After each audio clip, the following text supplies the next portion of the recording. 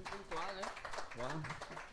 Es muy interesante porque Marcel Schwab es una de las lecturas fundamentales en la infancia de Juan José Arreola. Digo una infancia madura porque leyó Vidas Imaginarias, leyó no nomás Marcel Schwab, todos los autores que influyen en su estilo, Giovanni Papini, ¿verdad? Con el Juicio Universal. Entonces, pues es muy interesante. Más al rato tendremos unos 10 minutos para que le hagan algunas preguntas a nuestros expositores. Por el momento vamos a darle paso a Fernando Castro Chávez, que también nos va a hablar de Arreolanza o la clase de Arreola, para el cual también les pido un fuerte y caluroso aplauso. También viene desde Zapotlán el Grande, sí señor.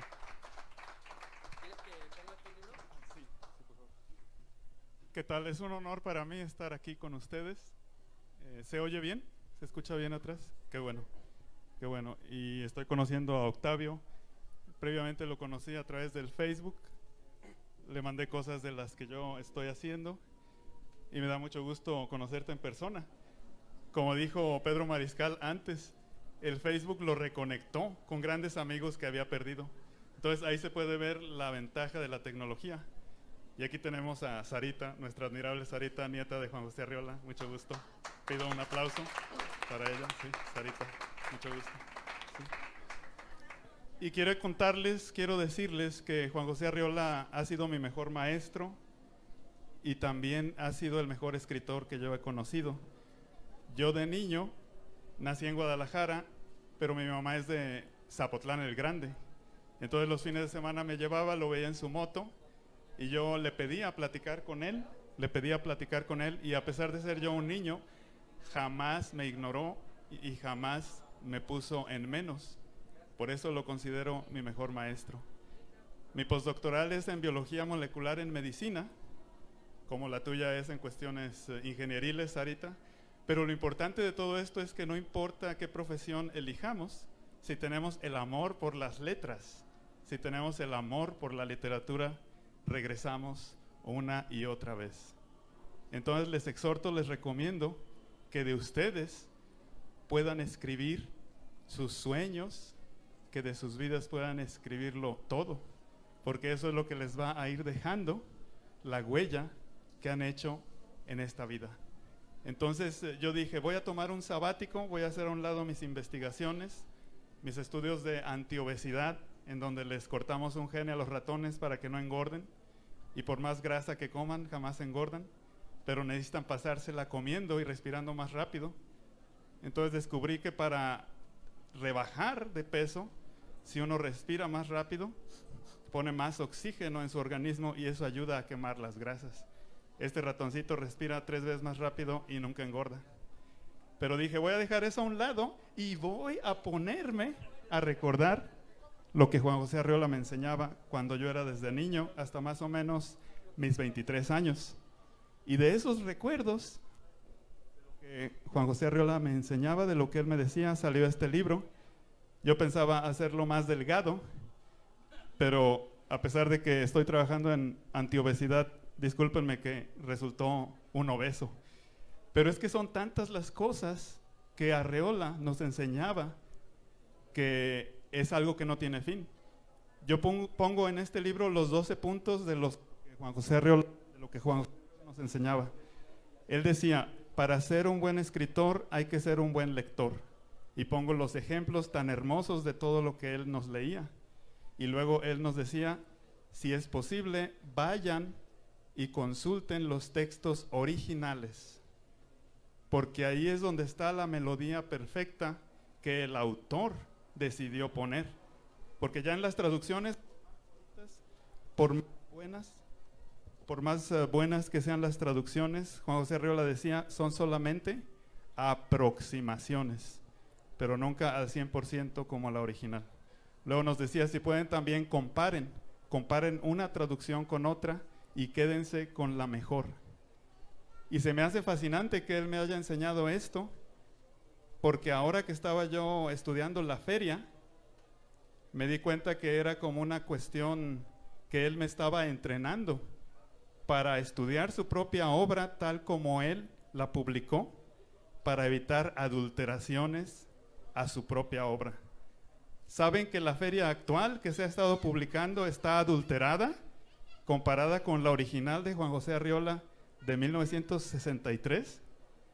Para mí descubrir eso fue sorprendente y al mismo tiempo irritante, porque ustedes dicen, confiamos en que los editores respetan a los autores, pero no respetaron a Juan José Arriola, ni le avisaron a nadie de su familia, ni a Virginia, ni a tu papá Orso, y adulteraron reemplazando todos los dibujos de la feria, que se llaman viñetas o asteriscos. Y descubrí yo que cada asterisco tiene un lugar específico y una razón por la que está ahí. La feria está compuesta de 288 fragmentos y cada fragmento está encabezado por un dibujito. En total son 80 dibujos acomodados de una manera temática. Entonces, imagínense, después de 55 años de que Juan José Arriola escribió su libro y apareció en 1963 la primera edición, nadie se había puesto a reordenar esos fragmentos según los dibujitos que los encabezaban. Entonces yo le agradezco a Dios que eso me lo inspiró a mí, y cuando puse en orden los fragmentos según los dibujos que contienen, que los encabezan, descubrí que es otra lectura de la feria. Tiene una lectura alterna y es una lectura temática. Es algo fascinante. O sea, tiene Arriola un detalle y una finura y una elegancia en todo lo que hizo. Hay que recordar que él era editor, que él era bibliófilo y que él cuidaba la edición de sus libros. Entonces le pregunté a tu papá Orso, yo sé que esto está diseñado por múltiplos de 3, porque descubrí que las viñetas eran como un juego de ajedrez para Arriola, donde las ordenó en múltiplos de 3. Y le dije, ¿por qué en el texto nomás encuentro 288 viñetas, dibujos que están encabezando 288 fragmentos, más el último, que está mero al final, que es el sagrario, y no es múltiplo de 3, 289? Ayúdame a resolver este misterio, le dije a tu papá. Y tu papá me dijo algo muy bello. Me dice, Orso Arriola Sánchez, para mi padre, la portada era tan importante como el resto del libro. Ahí vas a encontrar tu respuesta. Y me puse a buscar la portada original de 1963. Y ahí estaban los 5 dibujos que me faltaban para hacerlo un múltiplo de 3. Para nosotros que nos gusta la matemática, eso es fascinante. Porque entonces 294 ya lo pueden dividir entre 3. ¿Saben ustedes que las viñetas que se repiten 3 veces son más del 50%? El 54%. Eso muestra que todo está diseñado por grupos de 3, por saltos de 3. Y las viñetas más altas, las que se repiten más veces, se repiten 6 veces. Y son un grupo de 4. Entonces, al ver eso, lo que yo estoy pidiendo es que se regrese a los dibujos originales tal y como Juan José Arriola los pensó, tal y como se publicaron en 1963. Porque tienen una razón de ser. Ahora, la editorial Planeta Mexicana, sin consultar a ningún familiar de Arriola, los reemplazó con 7 dibujos que no tienen nada que ver con el concepto original de Juan José Arriola. Imagínense, ponen unas maracas y en vez de terminar con el sagrario, que es con lo que termina Juan José Arriola como si fuera una gran obertura, una gran obra musical, termina con las maracas, la versión actual. Imagínense. Eso lo irritó bastante a tu papá, Orso Arriola, porque dice, no hay maracas en el sur, no se usan maracas en la feria. ¿Qué tienen que ver las maracas con lo que mi papá escribió? ¿Se dan cuenta? Luego hay otro dibujo que también es ofensivo, es el cirio de allá del norte de México. Es como un gran tallo con brazos, esos son los cirios, organocirios de allá de Sinaloa, y también ponen ese dibujo que nada tiene que ver con la feria. Otro dibujo absurdo que reemplazaron con las hermosas viñetas que había puesto originalmente Arriola a cargo de Vicente Rojo Almazán, que era de los españoles que se vinieron del exilio, un gran artista. Pues están también reemplazando la obra de un gran artista al removerlo. Qué triste, ¿no? Y lo que pusieron ahora es una calaverita. Imagínense, la feria se acaba justo 2 semanas antes del Día de los Muertos. Nada tienen que ver muertos ni calaveras en la feria. Y sin embargo, estas personas adulteraron la de Editorial Planeta. Aquí tengo yo la evidencia. la edición de los 60s comparada con la actual del 2018, que se estuvo repartiendo abundantemente gratis por todos lados. Pero imagínense, esa es una alteración.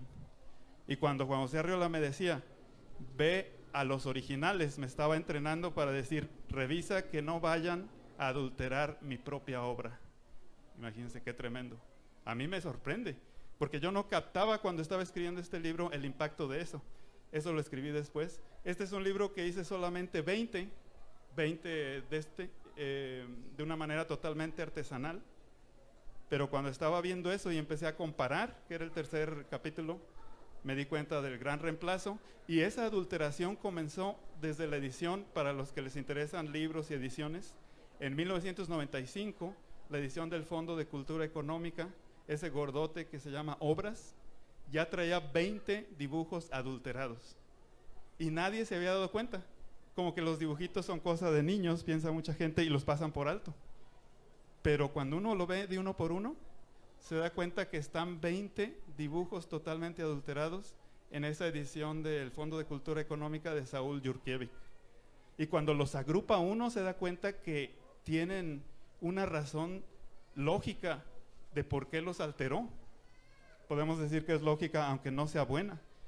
Por ejemplo, hay 6 flores en la feria, y si ustedes acomodan los 6 fragmentos de las flores, Juan José Arriola decidió que solo una flor estuviera invertida, la flor número 3 en su orden de aparición. ¿Y saben qué sucede en ese fragmento? Todos los invertidos, disculpen, así se les decía en esa época, volteados, homosexuales, maricones, hablan. Vean, o sea, Juan José Arriola con un dibujito hizo una declaración. 6 flores, y de las 6 la única invertida es en donde están hablando los homosexuales. Pues a Saúl Yurkiewicz, el editor argentino, como que eso no le gustó, y él enderezó esa flor como si fuera normal. ¿Y saben cuál adulteró él como si fuera la alterada, la invertida? Cuando Juan José Arriola está deprimido y triste porque no encontró a su amada. ¿Se dan cuenta? Y hay otras 4 que tienen la misma alteración, y todas tienen que ver con relaciones de pareja. Por ejemplo, en otra de ellas es cuando un torero cura a una dama que se llama Concha de Fierro.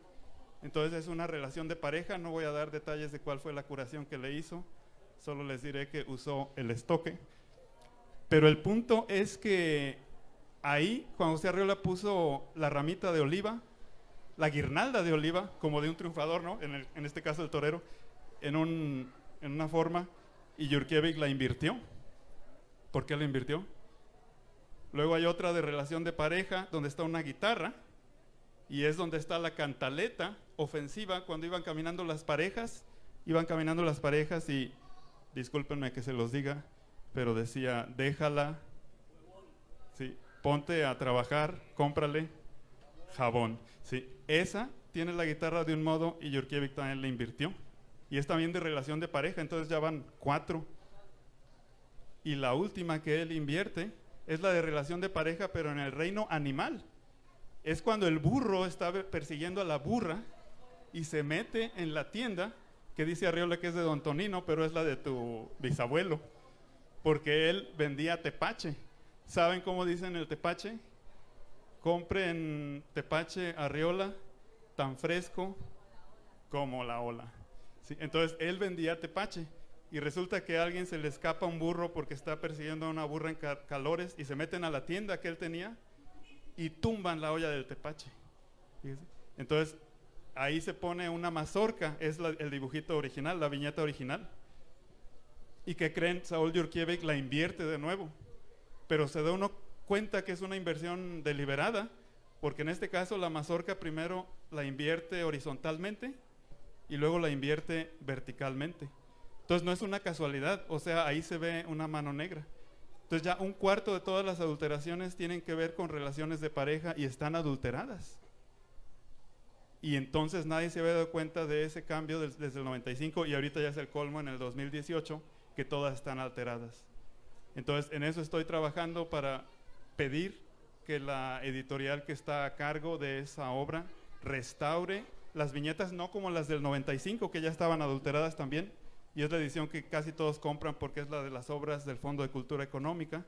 Entonces a un buen precio compran bastante material de tu abuelo, pero que la restauren a la edición del 63, que es la original.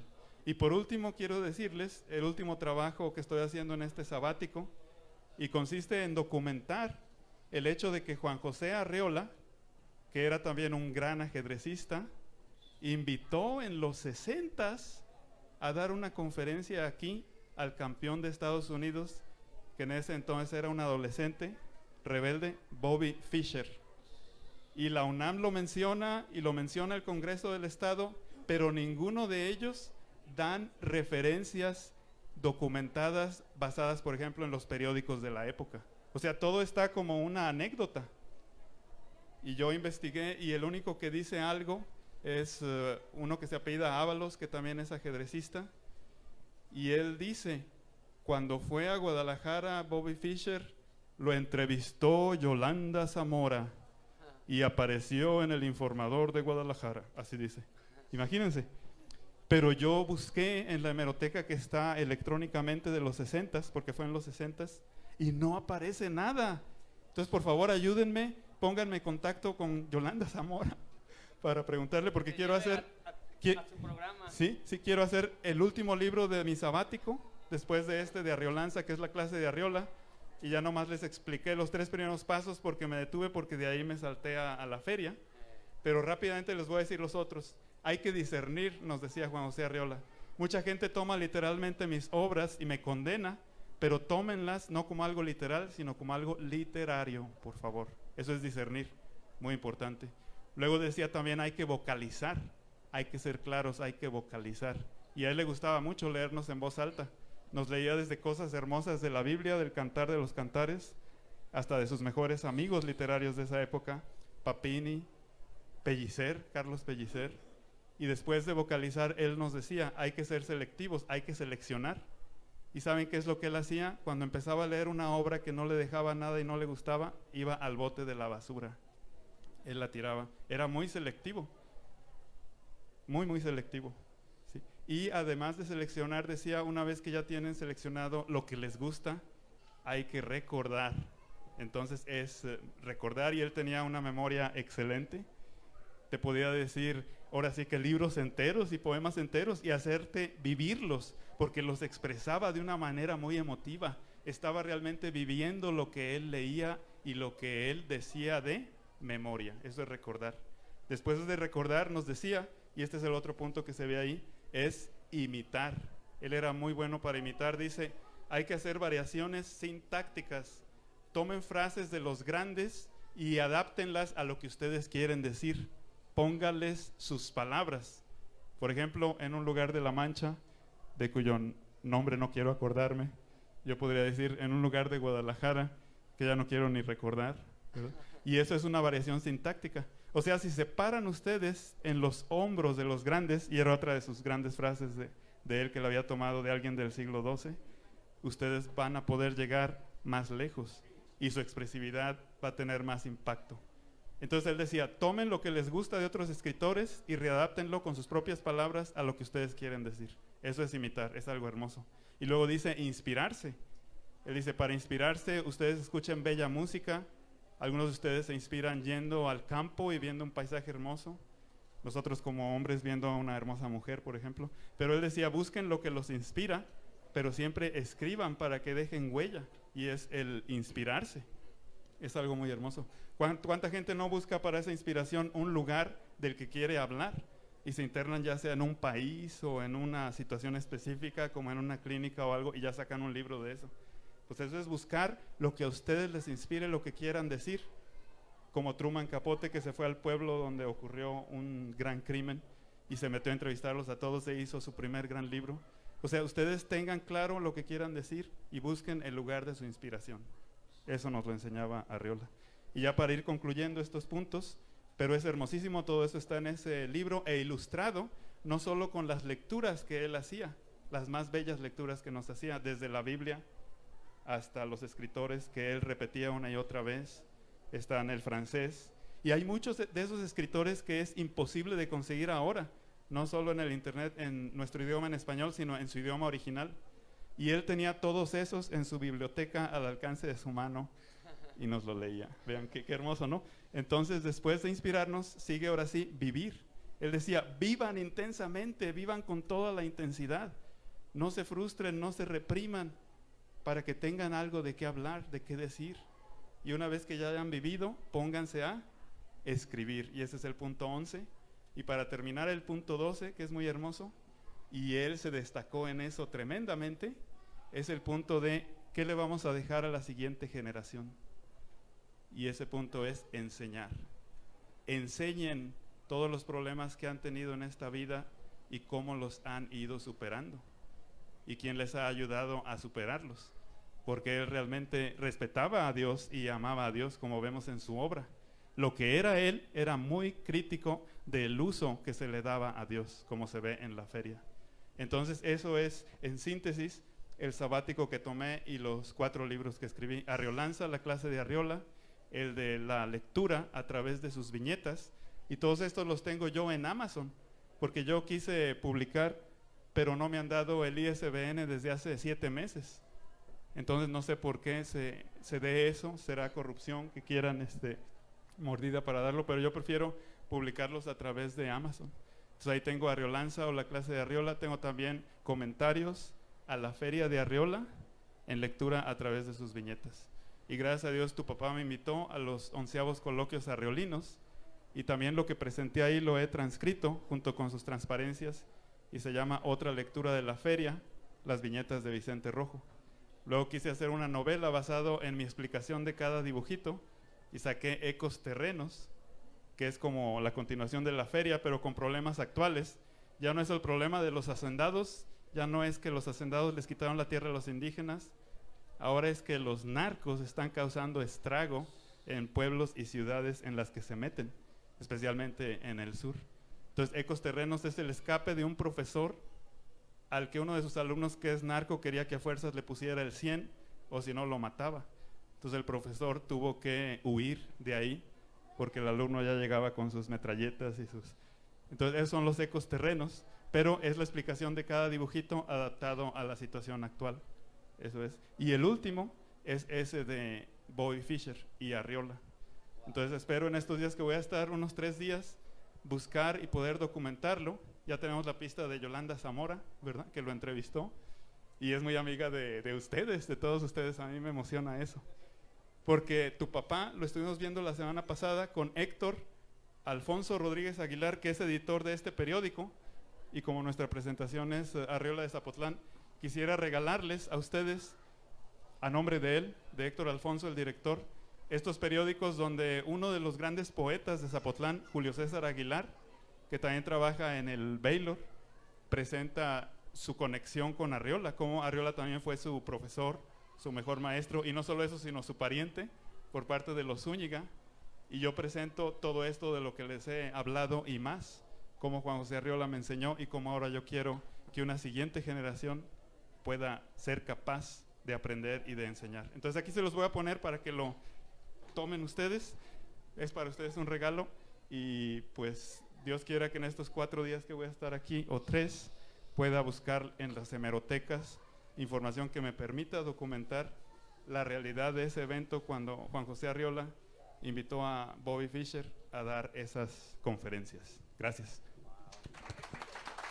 Es un honor esta mesa de 2 jóvenes grandes investigadores y amantes de las letras, que hayan hurgado no solamente a ras de tierra, sino también hasta el fondo de uno para encontrar este tesoro que es la fantasía, la creación literaria y sobre todo también las pasiones de Arriola, ¿verdad? Porque las pasiones de Arriola son infinitas.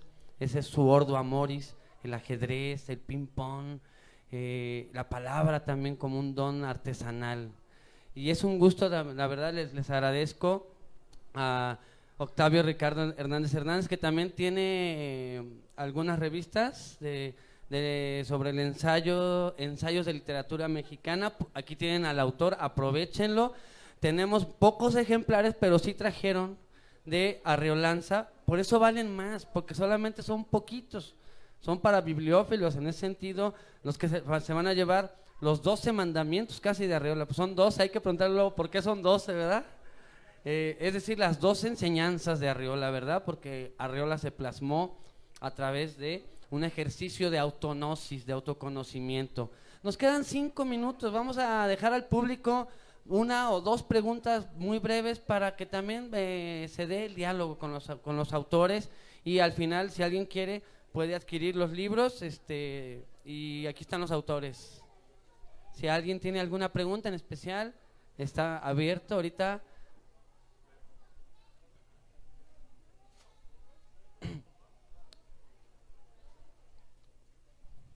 Muy bien, una.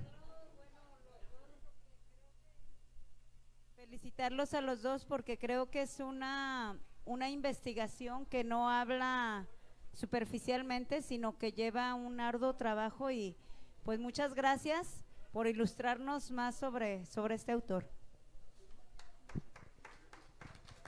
Pues les damos un aplauso, también un reconocimiento. Los reconocimientos van a estar, ahorita por el momento falta una firma, pero yo se los voy a hacer dar mañana o pasado mañana, su constancia, y pues les agradezco en esta mesa su participación. La verdad que esperamos seguir también el fruto de sus futuras investigaciones, estar al pendiente también de lo que estas nuevas formas de acercarse a Juan José Arriola, una nueva lectura, ya que eso es lo que hace falta, nuevos críticos que se acerquen a nuevas lecturas, nuevas interpretaciones y nuevos lectores de Arriola, buscar nuevos públicos. Y en este sentido, pues la 9ª Feria del Libro Usado y Antiguo, que Arriola era un bibliófilo constante y ameno, pues aquí nos trajo estas amenas semblanzas y ensayos y estudios. Les agradecemos también su participación. Muchas gracias. Y en unos minutos seguirá la otra mesa, las generaciones de Arriola.